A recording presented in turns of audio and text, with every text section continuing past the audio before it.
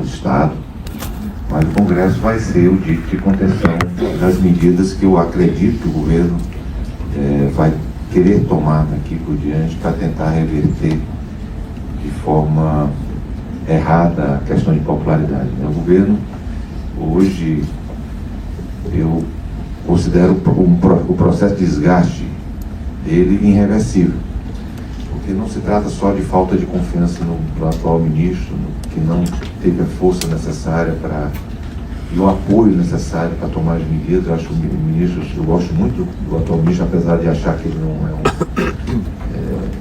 nos termos econômicos, nenhum grande ministro, mas é um homem bem intencionado, o ministro Haddad. Mas ele não teve a força necessária, aí mistura um pouco isso com o interesse de ser candidato, e deve ser o candidato no próximo ano do Partido dos Trabalhadores, não tenho dúvida disso,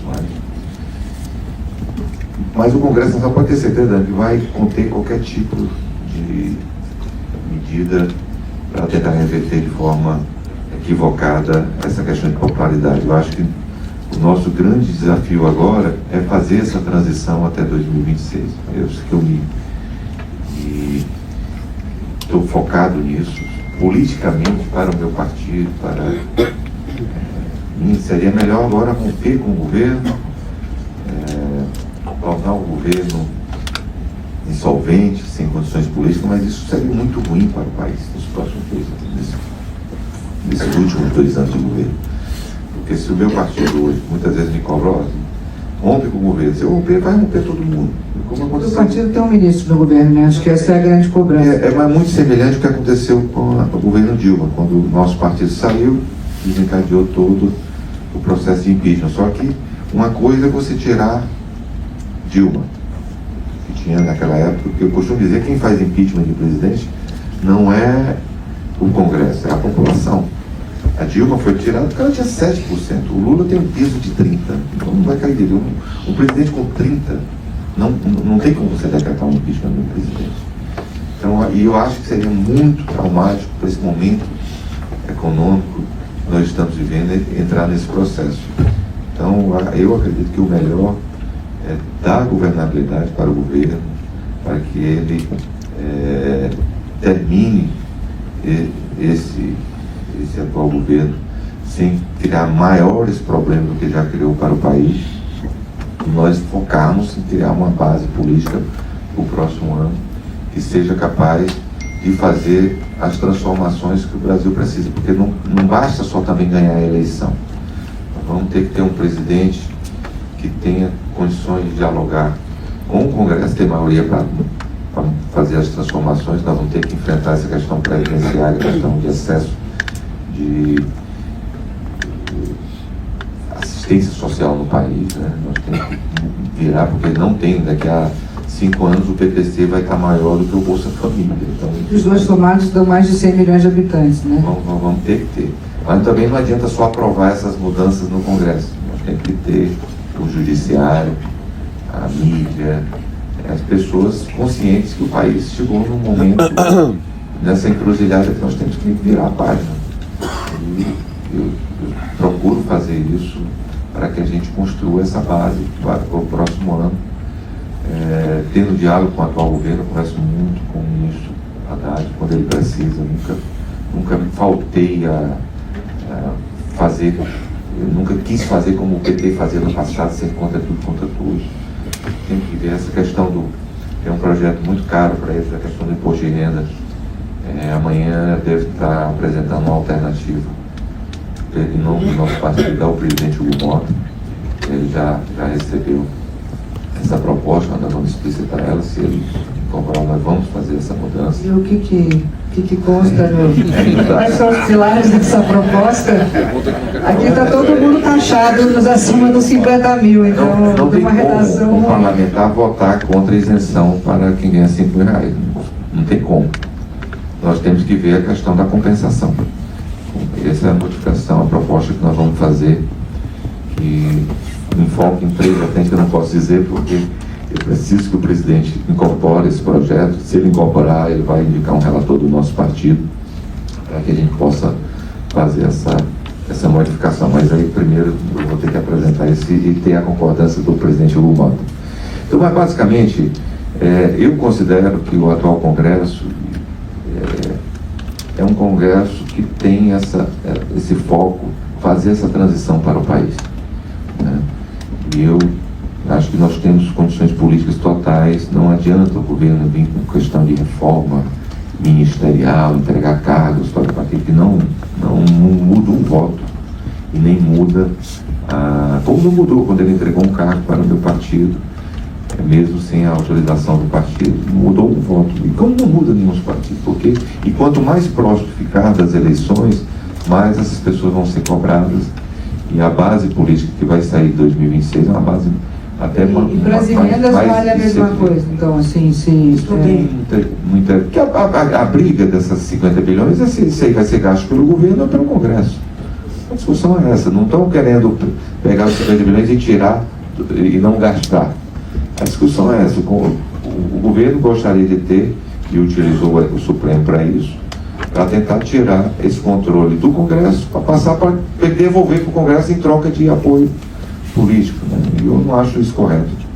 E aí, assim, pegando esse gancho, então, e eu vi a escalada desse número, né? E nós aqui não somos... Eu aprendi um pouco da política, eu devo ter chegado na faixa azul, talvez, né? Mas eu vi a escalada desse volume do controle do orçamento através do parlamento, né? Era 5 bi na gestão do ex-presidente Michel Temer, depois 15 bi quando a gente fez a reforma da Previdência, depois 30 bi no pós-pandemia, chegando a mais de 50 bilhões de reais de orçamento, o que representa quase 45% do orçamento discricionário do governo, com a execução do parlamento. Quando a gente junta esse tema com a questão do multipartidarismo e outros, e tanto se fala na urgência de uma reforma política, né, disso que a gente está falando, ou tem gente que fala em parlamentarismo branco, eu já ouvi, tem gente que puxa, não, tem que devolver para o Poder Executivo a capacidade da gestão do orçamento e tal. Se fosse para nortear aqui a gente em relação a uma reforma política e quais são os pilares daquilo que você enxerga com toda a sua vivência de mais de 30 anos de vida pública, Ciro, o que você vê como crítico e necessário em termos de uma reforma política para o Brasil e que talvez ajude a esse diálogo que vai precisar para a gente construir as reformas de Estado que o país precisa para mudar de trajetória? Perfeito. É uma situação que não tem solução, essa questão de reforma política. O primeiro ponto, desde quando eu cheguei em 94, eu disse, olha, enquanto a gente for fazer reforma política para a próxima eleição, ela nunca vai acontecer. Porque o deputado não se desce dos interesses, o deputado senador também, seus interesses imediatos. A pessoa pensa, poxa, eu fui eleito desse jeito, por que eu vou mudar? Basicamente é isso. Tá certo? E teve uma situação que essa não tem solução, porque eu não estava lá em Brasília, mas na Constituinte nós fizemos o absurdo de fazer a Constituinte para depois fazer o plebiscito. Então nós fizemos uma Constituinte com viés parlamentarista e depois decidimos pelo presidencialismo. E você chegar, o ideal, eu sou parlamentarista convicto, você poder trocar o governo quando está dando errado, o mais rápido possível.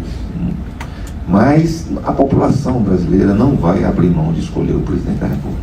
Impossível isso acontecer. Se chegar para as pessoas, quem vai escolher o comandante da nação, do executivo, né, do governo, vai ser os 513 parlamentares, os 80%. A população não vai aceitar isso de forma nenhuma. Então, é uma situação complicada. Por exemplo, a última eleição, vocês veem que loucura. E não tem solução. Nós elegemos um Congresso Nacional de centro-direita, 2/3, né, pelo menos, no primeiro turno. Aí elegemos um governo de esquerda no segundo turno. Então, é complicado você governar dessa forma, né? O certo devia ser o contrário, você eleger o presidente primeiro para depois fazer o Congresso com o apoio do presidente. Mas não tem solução. E a reeleição? Você acha que prospera essa discussão? Seria um caminho? Eu sou radicalmente contra a reeleição, certo? Acho que ela deve acabar, mas não para agora, para a próxima eleição, né? Não tem como você tirar o direito de uma pessoa. Tem que ser um que começa e aí... Por isso que eu acho que nós teríamos que fazer uma reforma política eu estou aberto a elas, fosse para daqui a 2, 3 eleições. Aí eu acho que é o correto reduzir, acabar com isso, aumentar o mandato de 4 anos para 5 anos, que acho que era o ideal. Você fazer uma reforma que as pessoas se despediam dos seus interesses imediatos. Então, acho que o ideal era fazer uma reforma para 2030, 2035, 2034. Era o ideal. Eu sei que está longe, mas enquanto isso não acontecer, ela não vai acontecer e não será aprovada. Assim, o que eu vi lá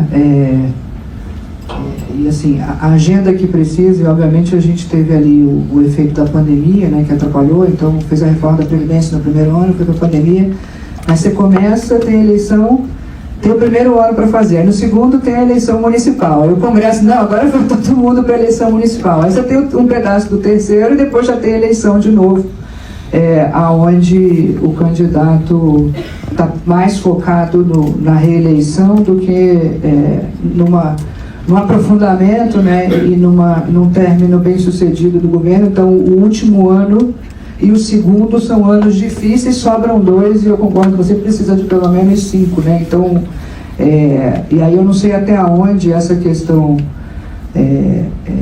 dos próprios partidos e como são múltiplos partidos e é dali da construção da eleição municipal que você constrói a base, né, para ir para uma majoritária, o quanto isso atrapalha ou não o processo para que se tome as medidas que são necessárias, né? Então, realmente a reeleição em um mandato mais longo parece ser uma direção. O próprio ex-presidente do Senado, Pacheco, chegou a falar um pouco disso, mas nunca prospera, né? Talvez tenha que ser um presidente eleito com essa bandeira no início de mandato e não no fim, para trazer isso à tona. Acho que prosperaria uma pauta dessa, né? Com certeza, acho que nós teríamos. Não é a coisa mais importante para o país hoje, mas tem que ser feito. Tem que ser feito.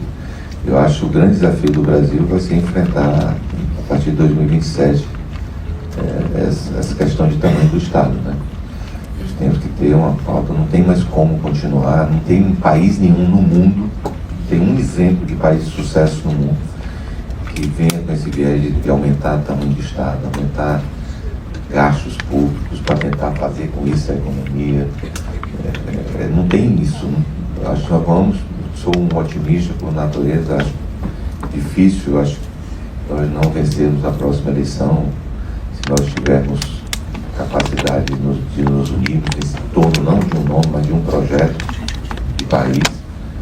E eu espero que... Essa agenda, eu vou pegar esse gancho então, senador, que eu vivi um pouco lá também, essa transformação que o Estado precisa, né, e realmente aponta, ela está em 2027, né, a gente está andando na prancha, eu uso essa imagem assim, está indo um país que está com desemprego abaixo de 7, né, é a matriz de segurança alimentar e energética do mundo, isso ninguém tira do Brasil, então o governo pode atrapalhar muito ou pouco, mas tem uma potência do Brasil que ninguém tira e que atrai e promove investimentos ainda. O que a gente tem visto é um aumento do gap social, mas uma necessidade, uma conta que vem em 2027, então assim, esse governo fez um acordo para tirar os precatórios do orçamento e esse ano estamos falando de 100 bilhões de reais em ordenamento judicial para precatório. Você tem um marco que está se equilibrando num déficit e aí uma série de indexações do orçamento, o que nos leva a um encontro em 2027, qualquer que seja o presidente, não vai ser uma missão fácil, porque a gente vai ter uma máquina que vai engolir o orçamento inteiro, né, a máquina pública e o que é obrigatório dentro da máquina pública, e um presidente e sua equipe com uma missão de resolver um problema amargo, né? E ao mesmo tempo que o diagnóstico é óbvio, né, quando a gente vê uma série de matérias de modernização do Estado, então o Estado ainda tem carreiras de ascensorista, de assoprador de vidro, progressão automática, carreira de 10 anos, então eu estou falando que hoje uma pessoa no estágio inicial faz o concurso como se fosse um processo de trainee do Itaú ou da LED, você contrata 1000 garotos e todos os 1000 têm certeza que em 10 anos eles estão no topo da carreira, não importa se performaram ou não, se fizeram um bom serviço ao cidadão ou não. Excessos no judiciário, né? Então tem o PL lá de super salários, mas salários altíssimos, benefícios e ao mesmo tempo em que parece unânime esse diagnóstico, a gente ainda vê sinais de mais ampliação de benefícios. O nosso amigo querido, o presidente Davi Alcolumbre, a quem também chamo de amigo, entrou agora no Senado ampliando, né, os orçamentos senadores, não que não seja necessário, mas que existe uma discussão de prioridade, né? Tudo é necessário, mas o dinheiro é pouco, e tem uma discussão de prioridade. Então, assim, eu vi a força das corporações, né, em relação a uma reforma administrativa, o que se chega, que é um dos pilares do que se precisa, não é o único. Então, assim, ao mesmo tempo em que isso parece óbvio do nosso lado aqui de sociedade civil, existe uma dificuldade enorme de compreensão. E aí, para mim, o maior anedótico disso foi na pandemia, senador, e o senhor lembra que enquanto o setor privado estava parado e a gente lidando com redução de jornada de salário de até 70%, foi quase uma epopeia a gente conseguir garantir por lei os salários estáveis do funcionalismo até o final do ano seguinte da pandemia, o que mostra uma dissociação da população em relação a Brasília, vamos chamar assim figurativamente. Então, assim, o que eu vejo o remédio é amargo, né? Veja, o presidente da Argentina agora, acho que é o maior líder, nosso vizinho, fez medidas muito duras, mas conteve o gasto, você já vê uma inflação de 2% e uma reversão de trajetória. Independente de quem seja o presidente, eu vi a dificuldade que esse tipo de discussão em relação ao próprio corporativismo em Brasília e a classe política. E aí concordo com você, assim, precisa de uma união de forças entre a imprensa, a sociedade civil, algum engajamento, como foi na reforma da Previdência, e a classe política, para que se torne uma pauta de Estado e de todos os brasileiros e não seja objeto de polaridade ou de guerra política. Então, assim, como é que a gente pavimenta, mas principalmente como é que cria essa noção de discussão de prioridades? Agora tem um reajuste para o funcionalismo, obviamente estava com letargo, mas um real é um real e um real está sendo disputado por N políticas públicas, né? Então, assim, existe alguma chance de amadurecer e da gente conseguir, de fato, uma agenda de modernização do Estado, dada essa maioria de centro-direita que tem no Congresso e os próprios deputados e senadores advogarem contra a sua classe, né, e contra os seus, e principalmente contra o judiciário? Contra não, né, mas numa modernização e numa, vamos chamar de uma conscientização, vamos dizer assim? Nós temos que ter decisão política para isso. Eu estou muito otimista, porque nós temos algumas decisões políticas no próximo governo que nós vamos ter que tomar, que vão ser muito impopulares. Muito impopulares. Mas um fato nos ajuda muito é o fim da era Lula. Né? Porque se o Lula vai terminar esse mandato com 81%, se ele ainda fosse candidato depois, seria sempre... Você acha que ele vai ser candidato? Agora não vai ser candidato. Certeza que ele não vai sair da vida pública depois de uma trajetória de tantas vitórias, com uma derrota em que ele tem possibilidade de perder até no próprio Nordeste. Então, acho que é irreversível a questão da popularidade dele. Acho. Eu faço pesquisas qualitativas e as pessoas não veem mais capacidade do Lula de transmitir otimismo, esperança na vida delas. Não tem mais essa capacidade. Isso está muito claro. Inclusive, não falo nem no resto do país, mas inclusive no Nordeste. Veja, as pessoas já estão em efeito um pouco baile. As pessoas não têm mais expectativa desse atual governo. É um governo velho, né? Um governo que tudo é nova, minha casa, minha vida, nova farmácia popular, nova. As pessoas, olha, você não chega para dizer, olha, essa aqui é a minha nova avó. E nem precisa dizer que a minha neta é nova, né?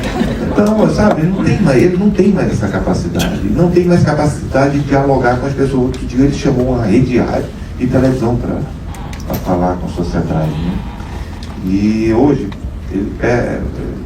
a exposição dele está sendo mortal para o presidente Lula. Que é uma outra época, né? Ele vai ali, faz aqueles eventos, né, com a placa embaixo, que ele pode fazer qualquer coisa que todo mundo aplaude, e aí ele fala uma bobagemzinha de 10 segundos é o que vai para a rede social e que acaba com Em relação às mulheres, está indo mal. Mas se você pegar o discurso dele completo, não é um discurso, mas é os 10 segundos que é o corte, é o que acaba com a imagem dele. E ele não tem mais a capacidade de se reinventar. Não tem mais essa capacidade. Né? Um homem com uma trajetória vitoriosa, que vou mudar agora radicalmente porque está errado. Não, ele vai. Ele também não tem mais essa discussão política. Então eu acho que ele saindo do cenário... E é verdade, esse distanciamento, eu tenho bom diálogo com ele, eu sei, ou com pessoas próximas, esse distanciamento que a imprensa coloca, né, que a gente lê nos jornais, eu não estou mais lá, que ele não tem telefone, que ninguém acessa ele, que ele perdeu esse ímpeto de fazer política, no bom sentido da política, né, isso é verdade, então. Tem dúvida, você falou a verdade. Você vai imaginar uma pessoa que não tem um telefone, você não tem um telefone e só vê o que os outros te mostram, né? Não tem iniciativa de procurar alguma informação. Gostei da parte que a mulher manda nele, mas... Na casa quem manda sou eu também. Ele está indo certo. Então, eu acho que essa perspectiva, porque hoje nós temos um problema no país, que o Brasil teve 4 grandes líderes populares na nossa história. Getúlio, Juscelino, Lula e Bolsonaro. Pela primeira vez, 2 se enfrentaram. Então, não adianta. A força política do Lula é imensa e a força política do Bolsonaro é imensa. Não tem possibilidade de terceira via. O candidato que vai estar no segundo turno é o candidato apoiado pelo Bolsonaro. Ou ele, ou o candidato que vai ser o Lula, ou ele, na próxima eleição. Então, como o Lula não vai vencer, se Deus quiser, a próxima eleição... Não vai ser candidato, a gente já está com essa premissa aqui. O candidato não vai ser e não vai ter mais perspectiva de 2030 ele voltar. Eu acho que o próximo presidente que nós elegemos vai ter condições políticas de tomar essas medidas que nós vamos fazer. Aí tem que, estou falando por mim, né? Não é pelo nosso candidato, não. Eu defendo acabar esse fosso entre setor público e privado. Previdência, para mim, não tinha que ter idade mínima. Quem devia definir previdência é o IBGE, de acordo com a expectativa de vida das pessoas, certo? Diminuir essa quantidade louca de estatais radicalmente, tem uma decisão mesmo política que as pessoas aceitam. Se verem que foi correto, que melhorou a vida delas, que aquilo foi positivamente, ou foi positivo a vida delas, aceitem, se for bem construído, se tiver alguém com credibilidade para apresentar esse projeto para o país. Eu estou muito otimista que nós vamos fazer isso a partir do próximo ano. Então vamos pegar o gancho das lideranças políticas, e a gente já teve, para mim, uma informação relevante de termos a hipótese do atual presidente não ser candidato, né? Seja por idade, seja por trajetória, e concluir com chave de ouro a carreira. Obviamente, os outros, quaisquer dos nomes, seja o Haddad, seja o Boulos ou outros, não são lideranças com a força. Ele é muito mais forte do que o partido e a esquerda hoje, né? Quando a gente vai pro lado da direita, e eu acho que você podia dar a sua visão assim, sobre o presidente Bolsonaro, do ponto de vista técnico, tá, não político, o que poderia tornar ele elegível? Qual é o caminho ou o que ele busca? Traduz para a gente aqui o que, há 1 ano e meio da eleição, e obviamente ele está certo em sustentar o capital político que é dele, né, e ainda não transferir, mas acho que a primeira pergunta, e depois eu vou um pouco para esse lado da eleição, o que tornaria ele elegível? Precisa de quê? Olha, o que eu acho que vai acontecer no Brasil, que isso eu sou, a maior qualidade que eu tenho na vida pública é que eu consigo ver um pouquinho à frente da maioria lá em Brasília. A única coisa que eu não consigo ainda detectar é o que vai acontecer nessa questão desse processo dele, porque não é um processo mais jurídico, é um processo mesmo de condená-lo mesmo, porque se esse processo, qualquer jurista do país sabe que um processo desse, o tempo normal para a conclusão dele seria final do próximo ano, na melhor das hipóteses. Aí querem fazer todas as formas para condená-lo ainda esse ano, para prendê-lo ainda esse ano. Eu não sei como é que a população vai reagir a isso. Por isso que eu tenho medo desse processo jurídico, dessa discussão, contaminar todo o processo político do próximo ano. Tá certo? Porque se prender um Bolsonaro, ele coloca qualquer pessoa, é minha visão, gente. E eu vejo essa pesquisa. E ganha essa eleição com muita facilidade. Aí vai para uma coisa, não pode-se escolher o melhor para representar esse projeto, mas sim aquele que vai ir para o processo para eleger um presidente da República, eleger um Senado para tentar impeachment de ministro, sabe? Então, isso não é o processo ideal para o que nós queremos fazer, com todos esses desafios que eu falei aqui. Certo? Então, isso pode contaminar o processo político do programa. Eu sei dizer, o que é que pode ele tornar elegível? Poxa, o Lula estava preso nessa época, na eleição passada. Então, ele tornou elegível, hoje é presidente da República. Tem muita coisa que pode acontecer, nós podemos aprovar um projeto de anistia, inclusive na parte política. Ele tem os instrumentos que ele ainda não está inelegível por completo, ainda tem os recursos que aí você pode conseguir ser candidato, aí depois ser... Então, tem muita coisa ainda para acontecer, tá certo? Uma coisa que eu acho que eu não esperava nem nos meus melhores sonhos é a deterioração da popularidade do presidente Lula, que para mim hoje é irreversível. Não tem como, a única coisa que poderia ser reversível hoje é dar um choque de gestão no que diz respeito aos gastos públicos do país, que aí ia cair a inflação, porque basicamente hoje, por que a popularidade do presidente caiu? 3 aspectos. As pessoas já não sentem mais confiança nele de ser a pessoa capaz de conduzir o país. Inflação para as pessoas mais pobres, né? Não tem condição de comprar alimentos. Isso é o que está afetando. E a classe média não está tendo acesso aos serviços. A pessoa, classe média lá em Brasília, a gente considera a pessoa ganha 15, 20 mil reais.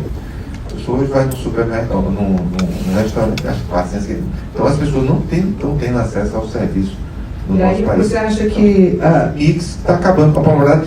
A única forma de reverter isso, se fizesse um choque fiscal no país, isso é impossível com o Partido dos Trabalhadores. Eu acho que o Partido dos Trabalhadores vai desindexar desvincular o orçamento. Mas, então não tem solução para que ele reverta a popularidade. E o PL do imposto de renda que você mencionou aqui, que dificilmente algum deputado vota contra, ou algum senador, a classe política em si. Estamos falando ali de 10 milhões de pessoas impactadas nessa ampliação de isenção. Isso não seria uma vacina de popularidade? Se ela entrasse em vigor esse ano, estaria efeito. Mas quando ela chegar para entrar em vigor no próximo ano... Prova esse ano, entra no próximo. Quando ela vai ter efeito, a inflação já tomou esse benefício. Esse que é o problema. O governo, por exemplo, hoje, o governo está tendo que enfrentar situações que problema. Hoje, a única classe de popularidade, né, de idade que o Lula ainda está muito forte, é acima de 60 anos. Amanhã vai entrar em vigor o aumento dos preços dos remédios. Vai ser uma coisa drástica para essa parcela da população. Sabe? Então, isso que está acabando com o governo é a inflação. Poxa, mas por quantos milhões? Eu acho que no ano passado foi 24% só em dólar, né? Olha o que representa isso no preço, né? Nós temos hoje umas coisas simbólicas, café, o ovo. O ovo, gente. Nós temos, eu acho que o Brasil é o 3º maior produtor do mundo, né? De proteína animal, nem ovo. Mas isso não é um problema só do país, né? Tem que ser errado. É um problema do mundo essa parte inflacionária, mas está caindo no colo dele. Não tem como. A gente viveu isso quando saiu da pandemia, pega uma guerra da Rússia para a Ucrânia, aumenta a gasolina e você explica que teve uma queda na cadeia de suprimento global. Infelizmente, quem está ali tem que responder e não adianta transferir essa culpa para ninguém. A gente viveu isso junto, né? Mas ainda pegando eu acho que tem um fator importante aqui, é que PL da anistia, então, né? Pegando que seria uma das ferramentas, obviamente tem todo o processo legal e a atuação dos advogados do ex-presidente no judiciário, mas até onde a gente leu, o nosso grande amigo Arthur Lira foi o grande apoiador da candidatura do atual presidente Hugo Mota, né?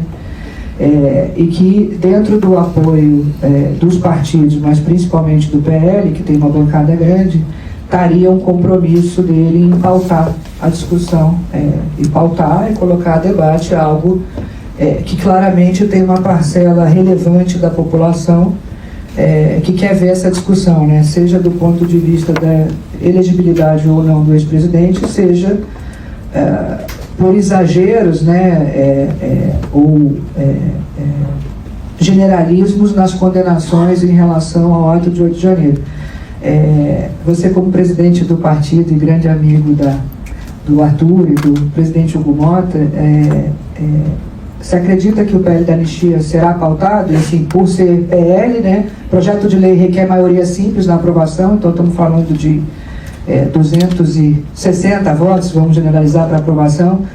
Você acha que o presidente Hugo Mota vai cumprir esse compromisso e vai pautar essa discussão em breve, ou você acha que existe essa percepção do parlamento que isso não é o tema mais importante do país agora, pegando palavras que alguns usam, né, advogando contra pautar ou não o projeto?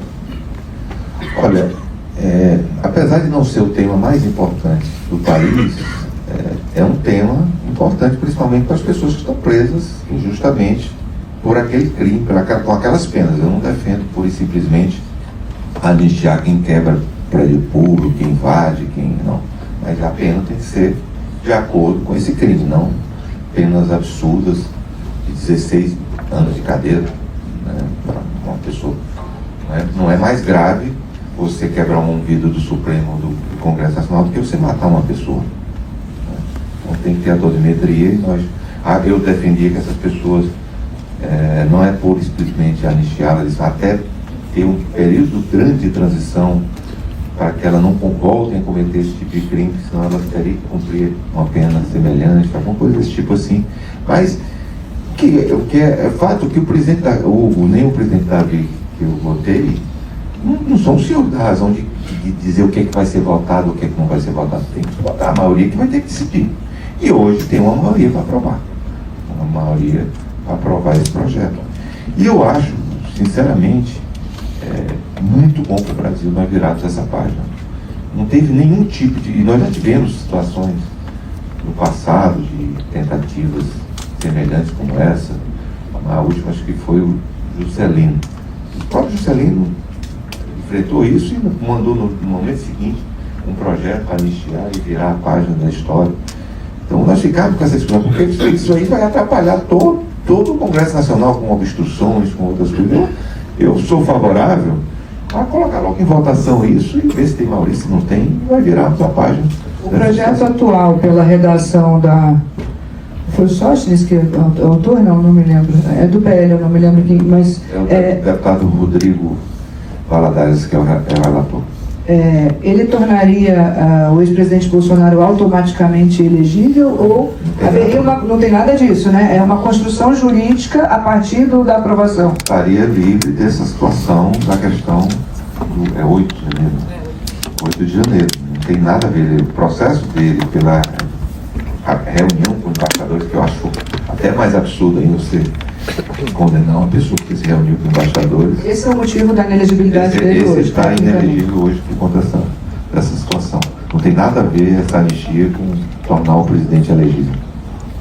E aí a pergunta obviamente todo mundo que a gente conversa, as pessoas aqui da plateia, as que eu faço reunião, nossos clientes, é possível o que eu vejo de cenário é muito mais o ex-presidente Bolsonaro tentando, e ele tem falado isso publicamente, né, falou na Folha semana passada, indo até o final, o mais próximo possível, né, e o quão próximo isso se você pudesse falar, mantendo a candidatura dele, e a partir disso ele transferindo para alguém da confiança dele, seja a ex-primeira-dama a Michele Bolsonaro, seja os filhos, ou seja, ou quem for. E a gente vê, por outro lado, algumas lideranças de partidos relevantes, como União Brasil lançando o Caiado, o Kassab já falou em lançar o Ratinho Júnior ou não. Então, existe um desejo, né, de uma união da direita, vamos nos unir, a centro-direita por um candidato que tem a capacidade de fazer essas reformas, a gente vai falar mais delas, e todo mundo contribuir por um projeto de país.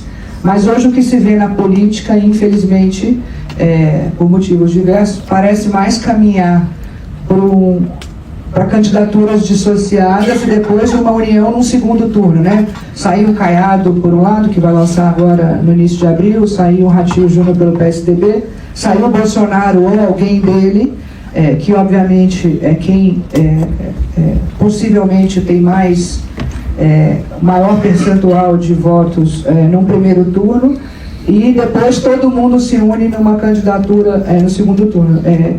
Do que eu leio e consigo conversar ainda, compreender, me parece mais esse cenário do que conseguir haver tempo em cima dessa indefinição da elegibilidade ou não dele, de conseguir construir para o primeiro turno essa tão sonhada ou desejada união da centro-direita, e principalmente uma união em cima de uma política econômica liberal, né, e mais pró-mercado, menos pró-Estado.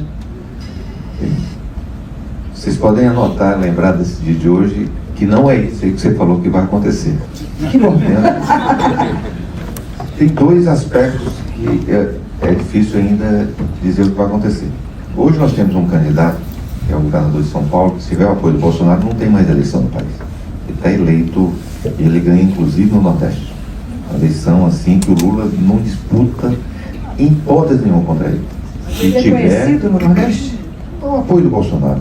Gustavo, para você ter ideia como é que é o apoio do Bolsonaro, eu fiz a pesquisa, eu coloquei vários candidatos. Coloquei meu nome, coloquei da Tereza, coloquei do Caiado. Eu saio com 1% da pesquisa. Um apoio do Bolsonaro eu vou para mais de 30%. Um apoio de qualquer um. O Caiado vai para mais de 30%, a Tereza. Então, o apoio dele é muito forte. E está aumentando mais. Isso é pesquisa de um ano atrás. Esse número que eu te falei. Então hoje deve estar bem acima disso. Então, o Tarcísio estaria eleito. Eu não tenho dúvida disso. Se ele vai ser o candidato do Bolsonaro, eu acho que depende muito do Lula continuar caindo ou não, como sempre. Porque daqui a pouco o Lula vai estar tão fraco que o presidente Bolsonaro diz, poxa, posso botar quem eu quiser. Não precisa botar o Tarcísio, que não é tão bolsonarista. Como eu também não sou. Eu costumo dizer ao presidente, eu não sou bolsonarista, sou Bolsonaro. Então essa situação que eu acho que ainda não está... Vai depender também dessa situação do processo contra ele. São essas situações que eu acho que vão estar... Que vai ter outros candidatos, não vai ter candidato. Na hora que o Bolsonaro apoiar, vai unificar. É lógico que tem uns candidatos que unificam mais, como você está falando aí, o caso do Tarcísio. Porque se o Tarcísio for candidato, nem Kassab, nem... Acho que até o MDB vem com ele. Né? Porque tem um Ricardo Nunes aqui que ele pode... Não sei se vai acontecer, mas pode botar como candidato a governador. Tem uma série de outras situações que podem acontecer, que se o Tarcísio com essa situação acontecesse, ele deixaria o Lula só com a esquerda, e é uma esquerda mais a esquerda mesmo, né? Que aí fatalmente o Lula seria.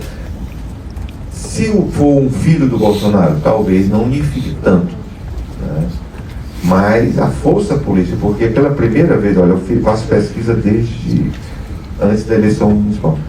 Nos últimos 6 meses, pela primeira vez, o Bolsonaro está à frente do Lula, fora da margem de erro. Ele nunca teve, nem durante a campanha, nem nada.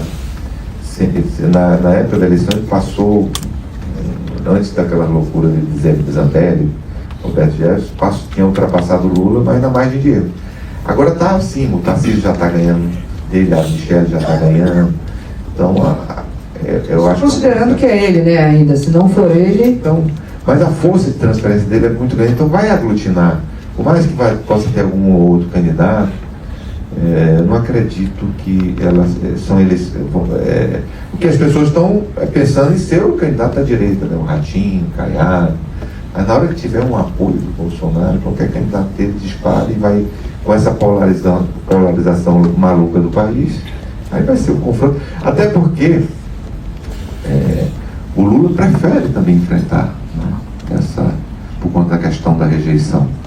Então, isso fatalmente, a disputa vai ser o candidato do Bolsonaro, ou ele, o candidato do Lula, ou ele na próxima eleição. E aí o diagnóstico aqui, só para ver se eu entendi e traduzi, o quão mais fraco, né, o Lula esteja no sentido de percepção popular e de popularidade, mais fácil seria um candidato vencer pela rejeição, né, do próprio presidente. Vou votar naquele que não é ele, e isso levaria o presidente Bolsonaro a, possivelmente, não sendo ele também, a apoiar alguém do núcleo mais próximo dele, porque seria mais viável, seja Michele, seja Flávio, seja Eduardo, seria isso, né? Senão vem mais para um mais ao centro, né? Seja o Tarcísio ou algum outro mais ao centro, ou aquele que principalmente represente alguém com capacidade para liderar a pauta econômica que o país precisa, acima de tudo, né? Porque na economia não tem política, um dólar é um dólar, né? Então,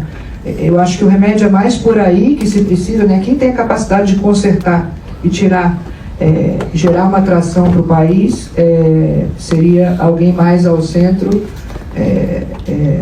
com mais fraco ter Lula, é isso então? Porque a eleição está no centro, né? O Lula ganhou contra a rejeição do Bolsonaro. No centro ele teve todas as formas que ele falasse, mais ao centro. A eleição estava aqui, mas é um problema sério dos dois grandes líderes do país que só querem falar para a sua bolha, né?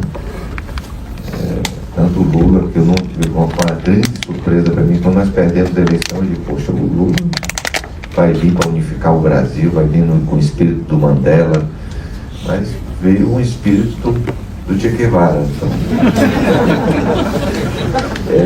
ele errou com a opção. Eu costumo dizer que o Lula fez uma opção agora, principalmente com essas últimas medidas para a esquerda, pensando em ser no futuro camiseta e bottom, né, da esquerda, como é o Che Guevara, o Fidel, não quer mais aquele espírito do homem que unificou o país. Então é um problema dos dois. O Bolsonaro também era assim. O Bolsonaro era uma figura muito autêntica naquela época. Isso era chamado de governo paralelo, né? Porque o Bolsonaro é muito autêntico, né? Tem uma passagem com ele, eu cheguei, presidente, poxa, estou muito pensando, vamos ter segundo turno, não, vamos ganhar a eleição no primeiro turno. Como? Pega a Laurinha, a filha dele, vamos ali no posto de vacina, o senhor vacina ela, e se vacina que o senhor ganha no primeiro turno. Me xingou num palavrão lá na hora, que ele disse, então vamos esquecer, né, presidente? Ele está errado? Está errado por não se vacinar, mas também enganar a população para ter o voto, ele não está errado, né? Eu costumo dizer que se eu tivesse chegado com essa proposta para o Lula, disse, tu quer 50 desse lado e 50 do outro?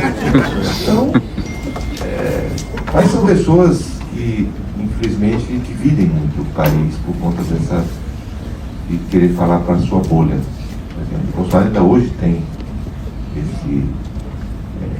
esse viés, e o Lula, infelizmente, fez essa opção. Mas a gente vê ele um pouco, uma das falas dele que me chamou a atenção, que foi, e acho que você pode falar um pouco disso, o que você faria diferente, né? E eu vejo ele vejo ele mais pragmático hoje. A própria eleição agora, o apoio à eleição do presidente Davi, e não deixar ir para construir a vice-presidência e as representações nas comissões e etc., ao invés de se manter num discurso que agrada mais a bolha, como você chamou. Mas ele disse, o que você faria diferente? Ele disse, eu teria mais políticos no palácio e ajudando na minha gestão, né? Então um pouco mais de pragmatismo nesse sentido, o que seria um aprendizado do próprio processo. Você que esteve com ele semana passada num almoço ou jantar, e eu vi a foto, conta um pouco desse almoço ou desse jantar para a gente, e o que seria a versão 2026 dessa figura autêntica que eu também tive o privilégio de conhecer, chamada Bolsonaro, e para onde, o que a gente pode esperar de evolução nesse sentido? Não, o Bolsonaro hoje é um homem muito melhor do que era quando assumiu, depois, quando ele teve a coragem de me colocar como ministro, ali foi um divisor de água naquela época, né? Do que é hoje. Um homem seria um grande presidente, muito melhor do que foi Não tenho dúvida disso, não. Não tenho nem dúvida pelas decisões que ele sabe que errou. Naquela época, eu tentei de todas as formas que ele botasse uma mulher como candidata a vice, que era a ministra Tereza. Poxa, teria um ganho para a Tereza, ele, com medo do Congresso, negócio de impeachment, não, vou botar uma pessoa de Congresso, botou uma pessoa que não somou em nada, o Braga Neto. E hoje ele está com essa visão de país. Eu acho que ele é um homem muito mais aberto nessa questão do tamanho do Estado, que ele tinha uma resistência antigamente na questão da reforma administrativa. Quando eu cheguei ao governo, eu quis fazer a reforma administrativa de todas as formas. E ele era mais resistente, que tinha a questão dos militares. Hoje ele está bem aberto a isso. Eu acho que a cabeça dele está muito boa. Sentei com ele discutindo os 27 estados para a gente ganhar as eleições, seja elegendo governador ou senador. Ele está com a cabeça bem aberta para pessoas que ele vai dialogar. É um político muito melhor do que quando eu encontrei, quando nós chegamos lá no Palácio Planalto. E o que foi o almoço da semana passada de caminhos? Qual é a visão hoje? A discussão de Estado, eu fui discutir Estado por Estado com ele, quem seria os nossos candidatos ao governo, quem seria os nossos candidatos ao Senado, porque ele tem um desafio enorme de fazer uma grande maioria no Senado. Mas para isso ele não pode eleger só bolsonaristas. Cheguei, presidente, o senhor quer eleger mais de 40 senadores? Não quero, então vamos fazer o seguinte, vamos colocar nos estados um PO e um aliado. O que é PO, Cedric? PO é o público de origem, presidente. O de origem que eu chamo é a Michelle, é o Flávio, o Eduardo. Eu digo, aliado sou eu. Não sou Bolsonaro, não sou bolsonarista. Mas Ciro Bolsonaro, Ciro Nogueira. Então, essas coisas aí, se ele fizer o que se comprometeu lá, vai ter a maior vitória do centro da direita da nossa história, que já foi uma vitória agora nas eleições municipais sem precedentes, Então, se nós elegermos o presidente da República, elegermos o Congresso, elegermos governadores, que eu acho que vai ser todos muito com perfil de centro-direita, vai ser uma grande vitória para o país. Tem um tema que seria muito popular nessa plateia aqui, mas que eu também vivi um pouco das adversidades, que é o tamanho do Estado empresário hoje, Só a União tem 136 estatais. Na última contagem que eu vi, aonde, obviamente, as maiores, principalmente Petrobras, que é praticamente um monopólio de extração de petróleo, mas Petrobras, Banco do Brasil, BNDES, Caixa, pagam dividendo, e as outras todas somadas consomem algo como 20 bilhões de reais por ano, E eu vivi o processo do que foi, por exemplo, a gente tentou fechar a Ceitec, que é a empresa do chip do boi, 1 ano e meio correndo atrás, aqui, agora vai no TCU, agora vai no Bloco J, agora vai lá no Supremo, você fica correndo. E depois de 1 ano e meio que a gente conseguiu fechar a Ceitec, que é uma estatal para produzir chip de boi, consumindo quase 200 milhões de reais por ano, mais já, 300 milhões de reais por ano de verba pública. Depois de 1 ano e meio, a gente conseguiu fechar, houve um recurso no TCU e eles já conseguiram reabrir. Me parece mais fácil reabrir do que fechar uma estatal. Mas existe, pegando essa como anedótica, mas a gente conseguiu fazer a estatização e a privatização da Eletrobras, tentamos os Correios e não foi. Existe ainda uma dificuldade de compreensão da população, principalmente, assim, a tradução política, dos benefícios, e a gente chegou a discutir um projeto chamado Fundo Brasil, onde transferia parte de recursos das vendas do encerramento das estatais para a população. Como é que a gente consegue, e aí se a gente perguntar aqui, obviamente, a gente está no 1% do PIB, no topo da pirâmide, então o que a gente compreende é muito diferente da compreensão da maioria da população. Como é que a gente traz, ou como é que a gente daria mais agilidade e segurança jurídica para conduzir essa pauta, o gargalo, assim, é uma dificuldade e um risco até ali para os técnicos das carreiras públicas de tomarem algumas decisões nos processos, durante o processo e assinarem. E como é que a gente poderia trazer essa discussão de uma forma mais palatável para a população, na sua visão, ainda mais você que é um senador do Nordeste, que tem um nível de renda mais baixo, né? Como é que a gente traz isso de uma forma mais palatável politicamente e que a população comece a ser majoritariamente favorável a esse tema? E tem que ter a decisão política, né? Nem só dos partidos políticos, dos líderes políticos, mas do Brasil, né?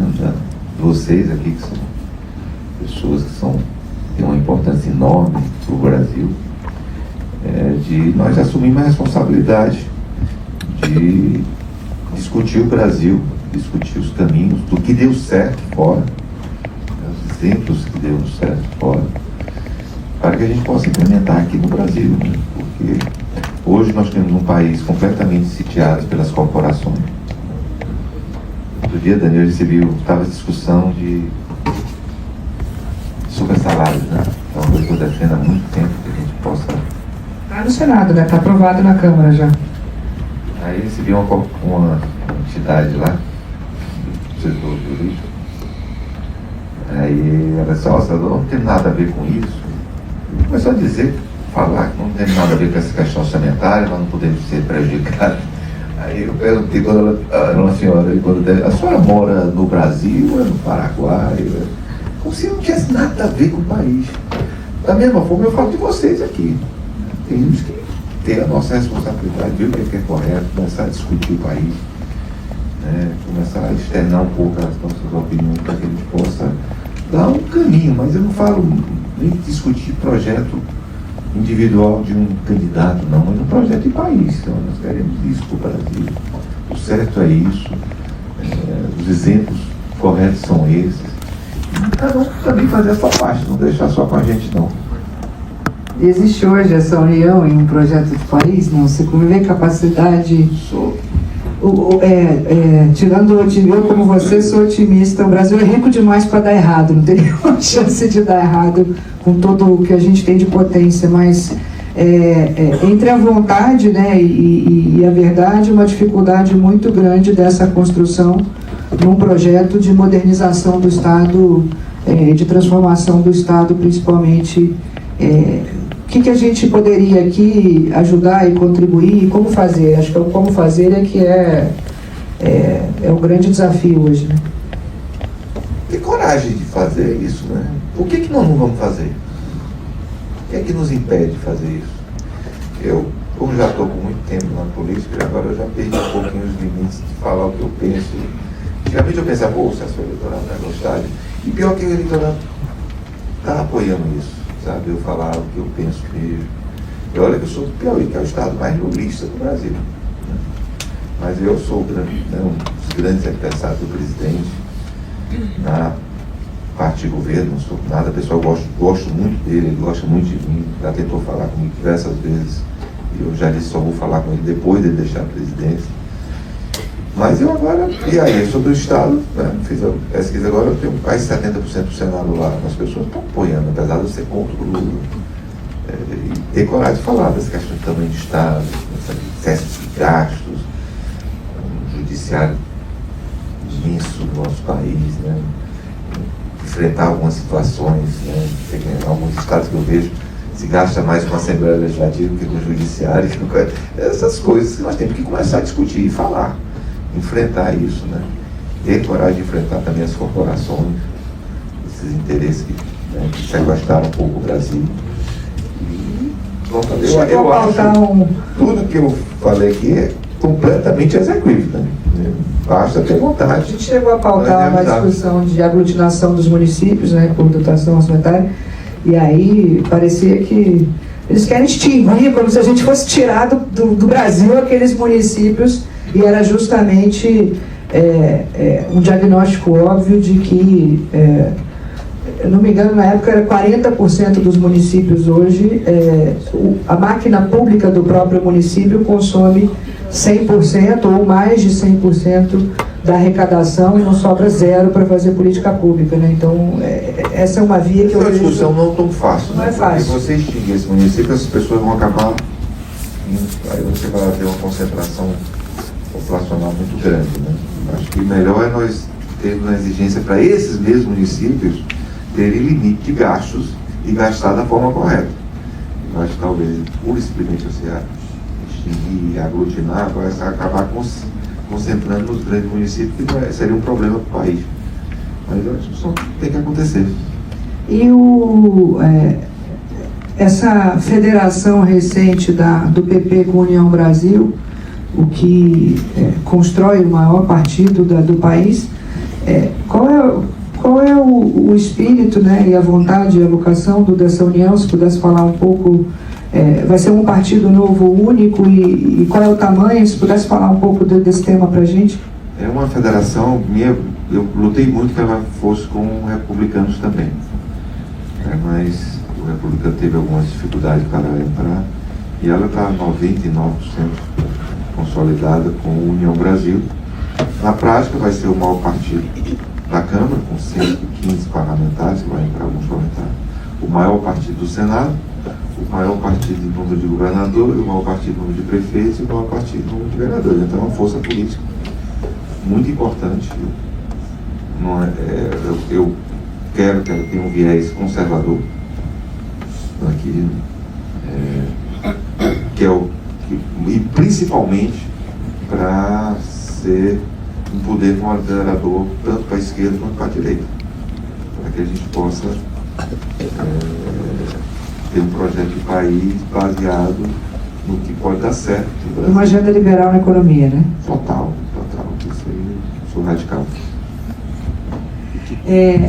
Vou mudar um pouquinho o tema aqui, isso acho que é um tema que preocupa, que é o da segurança pública, né? Então a gente tem visto uma expansão absurda do crime organizado, do tráfico, não só no que tange a tráfico de drogas, mas a gente vê em distribuição de combustíveis, em educação, alguns dizem que até em partidos políticos, etc. Acho que a gente está aqui em São Paulo, acho que todo mundo aqui anda de carro blindado, tem os seus próprios esquadrões de segurança, mas acho que é um tema que tem ficado um pouco descontrolado. Eu vejo o governo tentando pautar por um remédio, uma PEC que ainda não saiu, mas tentando centralizar mais o comando. Eu, pessoalmente, num país continental como o Brasil, e do que eu vivi lá, acredito muito mais nas soluções descentralizadas do que centralizadas em Brasília, né? Mas assim, é uma questão que tem se tornado bastante preocupante em algumas cidades com um nível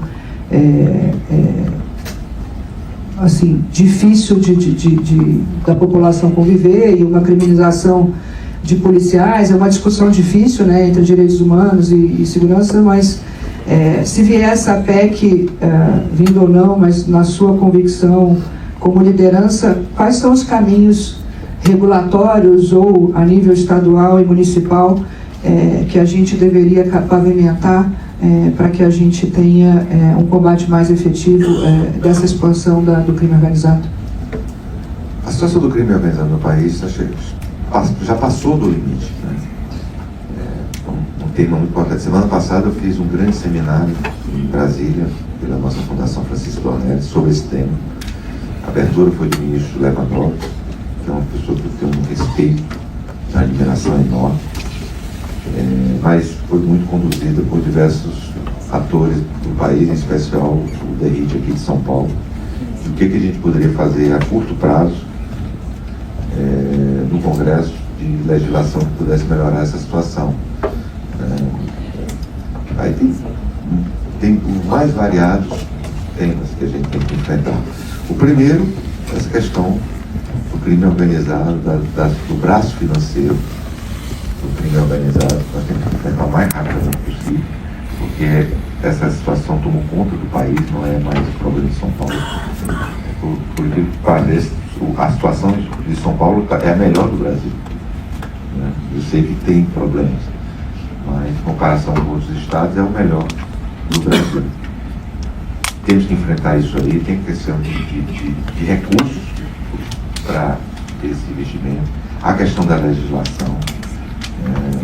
Olha que loucura, até nós estamos tentando fazer fruto desse apresentar. Audiência de custódia, que é uma coisa com problema, mas tem que ter as garantias para as pessoas que possam ter sua legítima defesa, mas o CNJ baixou a norma que a audiência de custódia tem que ser presencial. Poxa, imagina você tirar as pessoas dos presídios para fazer audiência de custódia. Qual o sentido de fazer audiência de custódia presencial? Certo? Então, essas coisas malucas, né? As pessoas sendo presas pelo mesmo crime 20 vezes durante o ano. Então, nós temos que ter. Aí é uma opinião minha pessoal, eu não sou um expert nessa área de segurança, mas nós tínhamos que ter um enfrentamento muito grande no que respeito ao crime que é uma ameaça às pessoas. O que é que eu considero que o crime é uma armada? Porque eu não estou aqui defendendo quem rouba o pacote de bolacha ou uma fralda numa farmácia, mas não é o mesmo dano para a pessoa que uma pessoa que bota uma arma na sua mão, muitas vezes ficando drogado. Eu vejo, pelo menos principalmente na Europa ali, você não vê ninguém sendo assaltado à mão armada. É pickpocket, né? Roubo ali que não vai causar o que aconteceu aqui no Parque do Povo, uma pessoa ali para ser roubado o celular, toma um tiro na cabeça. Então esse tipo de crime tinha que ter uma separação no país. Quem comete crime com a mão armada, algum tipo de ameaça às pessoas, não tem que ter progressão de pena, tem que ter até presídios separados. E as outras pessoas terem direito a ser ressocializadas. A pessoa que roubou no supermercado, teve uma pena alternativa de fazer algum serviço social, alguma coisa. Lógico, se for reincidente, não. Mas a gente ter essa separação, acho que seria muito importante, porque o grande problema de muitas pessoas é a perda de vida, né? Então, o problema da segurança é que só não vai ter um efeito maior nessa próxima eleição de 2026 por conta de Lula e Bolsonaro. Porque senão iria vir uma pessoa do perfil do Marçal, por exemplo, né? Com esse discurso de segurança, bandido bom é bandido morto, tem que pena de morte, que a população iria aprovar e ia ter um efeito. Agora, para 2030, se não houver um enfrentamento dessa questão de segurança no Brasil, vai ser o tema mais importante das eleições. E aí, olhando para 2030, aonde, independente das preferências pessoais e das crenças e das opiniões, o que a gente sabe é que, pela própria questão da idade, essa é a última fase desse processo Lula e Bolsonaro, ou desse embate direto, como você mesmo mencionou. E aí, olhando para um lado e para o outro, ou até ao centro, a gente falou muito do governador Tarcísio, mas quais são as outras lideranças hoje de destaque no país, ou principalmente no Norte e Nordeste, onde também essa questão da divisão, né, e vota diferente, você vê o país vermelho e azul, e tudo isso, como é que a gente transforma isso, e quem são as lideranças que, na sua opinião, têm se destacado aí na vida pública? No campo do centro da direita tem muitos. Você não dá nem para citar a quantidade. Da esquerda, quase ninguém, né? Porque o Lula, pela sua forma de auto-se promover, é muito difícil alguém, como aconteceu com a gente aqui, né? Diversos ministros do governo Bolsonaro que tiveram sucesso eleitoral, tiveram atuação e foram reconhecidos pela população. Lula hoje, o que tem de novidade? Talvez o prefeito de Recife, na esquerda, que não é tão esquerda assim, não é tão esquerda, mas no PT não tem ninguém mais, né? Graças a Deus. Para fechar aqui, tá bom, o papo, meu tempo está acabando, infelizmente. Tem uma questão que eu queria trazer e pegar um gancho da sua fala em relação aos beneficiários de programas sociais, né, BBC, Bolsa Família, e essa desigualdade. A gente vê uma população endividada hoje, né, assim, quase 90% da população está endividada. Não é a juros de 15 do Banco Central, é a juros de cartão de crédito de 15 ao mês ou de agiota. Eu enfrentei muito essa discussão quando o parlamento aprovou aquele consignado do Bolsa Família, e eu era presidente da Caixa, fiz uma pesquisa na época e perguntava se você tomasse o consignado do Bolsa Família, o que você faria? 90% dos beneficiários empreendem e se dizem, acho que a gente está num país empreendedor, então a gente tem um cidadão digitalizado, bancarizado, e isso foi um dos, se é que teve algum efeito positivo ali da pandemia, quando fez o auxílio, a gente bancarizou 17 milhões de pessoas, e falta você formalizar, inserir essas pessoas no mercado e dar essa rampa social, mas eu não tenho dúvida, e aí eles perguntavam, eu usaria para comprar mercadoria para vender, 2 para investir no meu negócio, ou 3 para pagar dívidas, né? Então, assim, como é que a gente constrói, a nível de política de Estado, essa rampa social, né? Isso a gente não... deveríamos ter mais e celebrar pessoas saindo dos programas. Então, assim, os governos celebram que ampliaram programas sociais e a gente devia celebrar todo ano, fazer uma comemoração de que 1 milhão de pessoas, depois dos 2 anos que elas ainda conseguem conciliar, deixaram o programa. E hoje a gente vê quase 150 bilhões de reais só o orçamento do Bolsa Família, e ao mesmo tempo uma dicotomia dos mesmos 150 bilhões, por exemplo, sendo gastos em apostas, e eu tenho certeza de que o percentual de pessoas que apostam nessa sala é muito menor do que nas pessoas de baixa renda. Então eu tinha uma máxima, que da meu aprendizado lá na Caixa, que era o brasileiro joga e reza, né, que é o combo da aposta com o dízimo, e depois vai tentar vender o almoço e comprar a janta informalmente, tentando construir uma rampa. Então, assim, o que você vê de, obviamente num tempo curto, mas qual é o caminho para a gente construir essa rampa social a nível de política de Estado e apoiar que as pessoas se capitalizem e elas consigam, de fato, se inserir nos mercados e a gente reduzir essa desigualdade? Eu acho que esse é o nosso maior desafio para os próximos anos após esse governo. Nós darmos vendermos para a população brasileira que elas podem melhorar de vida se elas se capacitarem, se elas se prepararem, porque hoje não é fácil hoje a forma como estamos, que a esquerda vê o nosso país, de tentar. O meu estado tem mais Bolsa Família do que carteira assinada. Isso de 6 para 1 ainda, né? As pessoas, quando morrem, só deixam para os seus filhos no Bolsa Família. E as discussões que estão trazendo para o país é diminuir a carga de trabalho.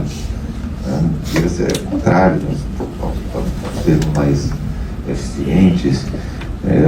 Por mim, as pessoas só trabalhariam 10 horas por mês, mas é como começar a construir esse prédio pelo 15º andar aqui, né? Não dá, tem que se fazer o alicerce, tem que fazer todo o preparo, né? Mas é um discurso fácil, né? É um discurso fácil, não vamos diminuir a carga de trabalho das pessoas, as pessoas vão ganhar mais. Mas não é o correto, né? Não é a forma certa, e nós vamos ter que enfrentar esse desafio, preparar um projeto político que a gente possa apresentar ao Brasil. Depende também de vocês aqui. Eu tenho ideia para dar nesse sentido. Bom, nosso tempo está chegando ao fim. Queria te deixar aí, agradecer por dividir essa sabedoria e sua visão pessoal, mas principalmente da UNORTE. Ana Paula Vescovi chegou agora ali, também deu a contribuição dela lá na vida pública, né? A vida é mais fácil do lado de cá, né, Ana Paula? Mais tranquila. Então, Ana, o Ciro deu algumas luzes para a gente, né? Disse que o projeto do imposto de renda, como é impossível votar contra a expansão fiscal, ele vai levar